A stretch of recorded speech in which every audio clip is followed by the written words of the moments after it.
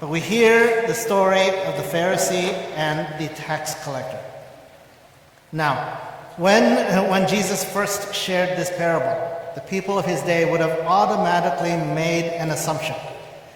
They were given two people as an example, a Pharisee and a tax collector. They would have automatically thought, Pharisee, holy person, God respects this person, he reveres God will hear this person. And then there's the tax collector, who is despised by everyone, considered as a cheater and a traitor because he cooperated with the oppressive regime of the Roman Empire. And to the people, this tax collector was incapable of any good. And so the people of Jesus' day would have already made that assumption right away. Pharisee, good. Tax collector, bad. Pharisee, God will hear that person's prayer. Tax collector, God will ignore him completely. But that's the twist. And a lot of times we can look at this story of the Pharisee and the tax collector and forget that we can also fall into that same trap of thinking that God will hear one over the other. If you don't believe me, consider these examples. Cubs fan versus Sox fan. Both sides have all asked me to pray for their team. Who is God going to listen to? The Northsiders or the Southsiders?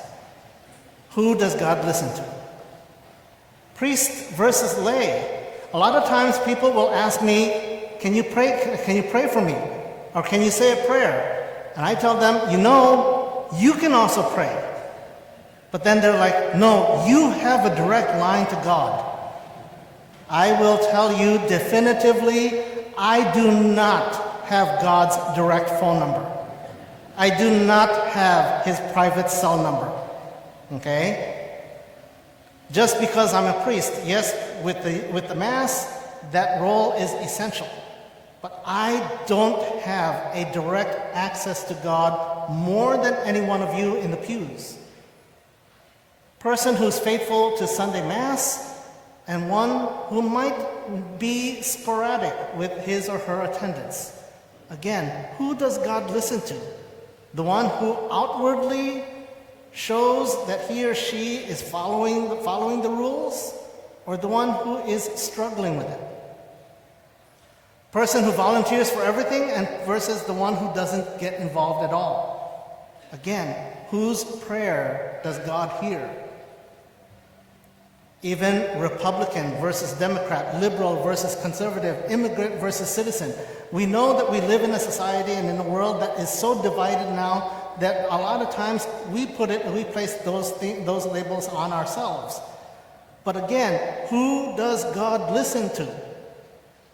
If we're tempted to think in that way, then we have fallen into the same trap as the parable that Jesus today suggests. Because what we are meant to hear and listen and learn is that God doesn't pay any attention to any of that. God doesn't care if you're Democrat or Republican. God doesn't care if we're liberal or conservative. God doesn't care about those things. Those are not the things that make God listen to us more than anyone else. And so what is the point? The point is, it's not a matter of who we are. It's not a matter of what we think makes us worthy and makes another person worthy.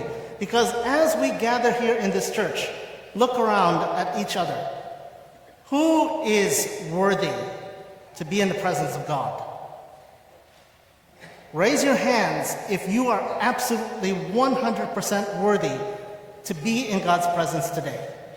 Unless you're the Virgin Mary, you don't need to raise your hand. Because none of us are worthy to be in God's presence. And so that means all of us are in the same situation. So what it is a matter of inner disposition, interior disposition. What was wrong with the Pharisee? The Pharisee was too full of himself. His prayer was all about him. What did he say? I fast twice a week when everyone else was required to do one. I pay tithe on my whole income when everyone else was simply paying 10%. And he starts off, I thank you that I am not like the rest of humanity. And so he puts others down, and his pride masks his praise of God. In reality, when we look at the Pharisee, he does not recognize his need for God. He places all the attention on himself and on his accomplishments. The tax collector, he comes before God knowing that he cannot earn God's love, because he knows he knows the sins that he has committed. He knows he knows what he does for a living.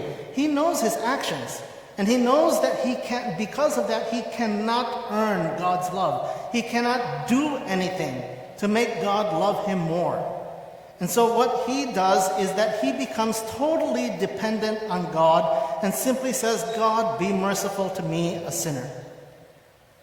His focus was on his own unworthiness, rather than pointing the fingers at everyone else and thinking, you're more worthy, you're less worthy, I'm more worthy than you, you don't compare to me. And so that's the twist. Because God, again, does not pay attention to any of the things that we as human beings might. And even with the Pharisee and tax collector, it can also be reversed. Because the tax collector could also have been arrogant and full of himself, and the Pharisee become humble. And so even when we talk about rich and poor and hear the line that God hears the cry of the poor, it doesn't necessarily mean that we have to be financially impoverished in order for God to favor us more than others. Because again, that's not the point.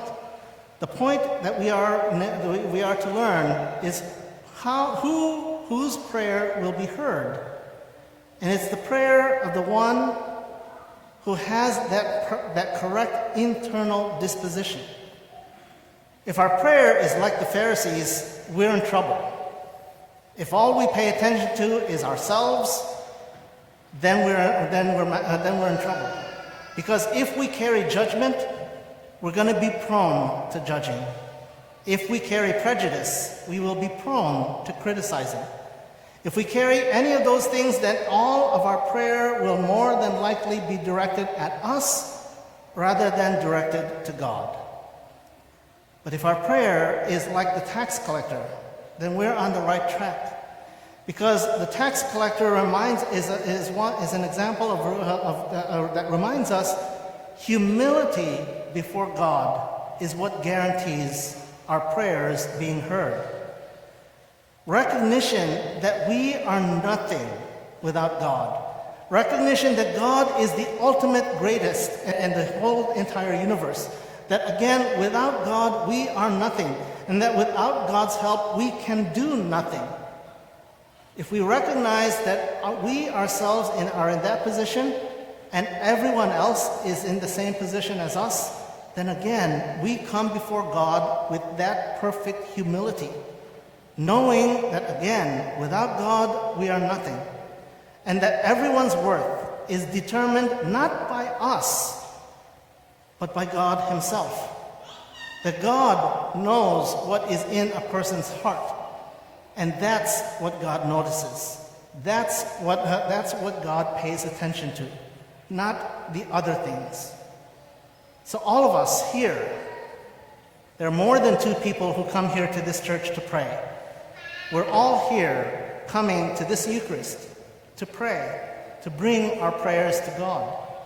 Hopefully, our prayer is not about me versus everyone else. That I do this and I do that, whereas everyone else does not. Hopefully, our prayer is not that. Hopefully, our prayer is rooted in this question: who am I before God? And connected to that, who am I without God? Because if we live our lives without God, then our prayer is like the Pharisee. If we pray knowing that without God we are nothing, then our prayer will truly be heard.